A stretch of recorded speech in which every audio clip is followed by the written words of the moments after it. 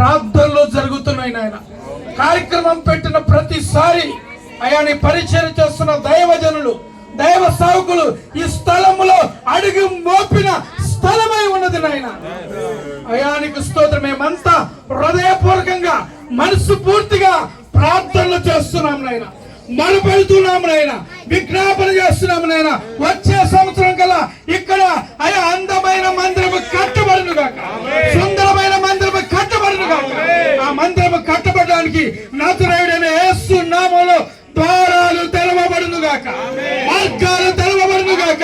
ఇచ్చే పనుల్ని దేవుడు రేపును గాక, ఇచ్చే పనుల్ని దేవుడు పురిగలపును గాక. దేవుడి ఆకాశ వాకిళ్ళు విప్పి పట్టజాలంత విస్తారమైన దీవెనలు కుమ్మరించును గాక. ఈ స్థలములో మందిరం కట్టబడడానికి నజరేయుడైన యేసు నామములో ఇసుక అనుగ్రహించబడును గాక, రాయి అనుగ్రహించబడును గాక, సిమెంట్ అనుగ్రహించబడును గాక, దానికి సంబంధించిన రాడ్లు అనుగ్రహించబడును గాక. దీనికి కావలసిన ప్రతి పరికరము, ప్రతి పనిముట్టు నజరేయుడైన యేసు నామములో అనుగ్రహించబడును గాక, అనుగ్రహించబడును గాక.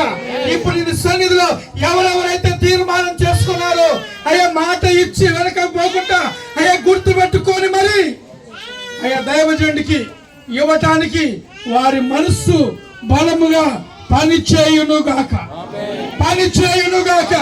అయ్యా దావీదు నీ మందిరం కట్టబడడానికి అయానికి స్తోత్రములైన తన రాజనగరంలో ఉన్నది కాకుండా తన సొంత ధనము, తన సొంత ఎండి బంగారము ఇచ్చినట్లుగా వాక్యముల గ్రంథస్థము చేయబడి ఉంది నాయన.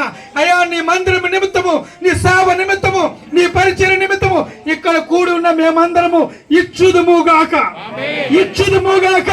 ప్రతి ఒక్క చేయి చాపబడును గాక. మీరే కార్యం చేస్తున్నందుకు స్తోత్రము. ఈ స్థలములో మందిరం కట్టబడడానికి ద్వారాలు తెరిచినందుకు స్తోత్రం, మార్గాలు తెరిచినందుకు స్తోత్రములు, సహాయం చేసినందుకు స్తోత్రములు. మీరే కృప చూపించి సహాయం చేయమని నజరేయుడైన యేసయ్య శక్తి కలిగిన నామములో, ఉన్నతమైన నామములో, ఘనమైన నామములో అడిగి వేడుకొంచున్నాను తండ్రి, ఆమేన్. ఆశీర్వాదం తీసుకోండి.